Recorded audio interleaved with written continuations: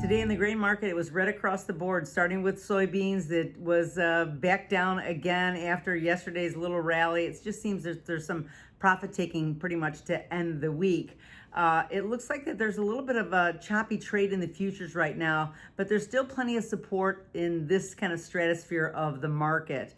I think it's just something to be watching here as we just get started with June.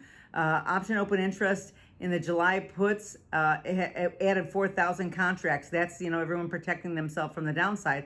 And on the opposite side, in the November calls, they added 4,000. So it looks like there's a little bit of migration to the November call, to the new crop options. But I think that it is playing a little bit of a role in the market, just giving us a tell of where everyone's trying to protect their positions.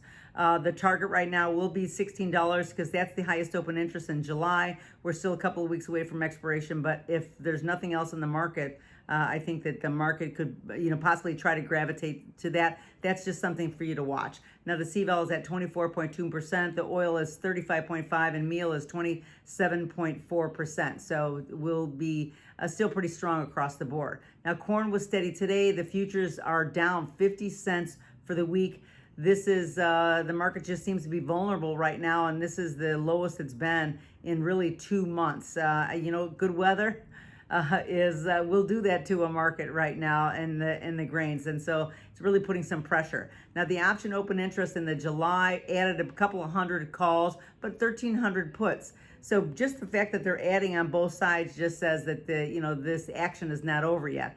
In December, they added 3,700 calls. So clearly, there's some bets that the market's going to have a little more gyration ahead of it. And even in the December, they had added about 670 puts. So, that being said, that means there's a lot of participation in the market. The CVAL is rising for corn at 34.2%. Now, wheat today was lower as well. Now, Russia is allowing shipments out of Ukraine. That's definitely putting some pressure on the market. There's better planting weather, certainly in the northern Midwest and Canada, a little bit drier, so they can speed up the pace there. But the $10.2725 looks like it is a serious support level. If we break through that, then we're going to get the next support level, the major support level would be $9.6725, and that was from March 29th. Now that's a little bit of a ways away, but sometimes these markets build up a little bit of momentum here to start the month, and of course the weather is improving now, so it's going to be day to day. The option open interest for wheat now in the July puts added 500 calls. In the December puts, they added 350 puts. Okay, not calls. It's a July added 500 puts, and Dece added 350 puts. Looks like there's just some protection on the downside. The CVAL for wheat is at 43.4%, so down just a couple of ticks. But overall, crude was higher.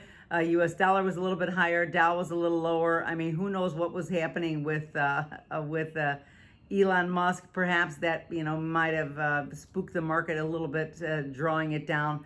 But we have a crop report next week, so there's going to be a lot in the market starting on Monday. But today, a little bit of a sell-off all the way across the board.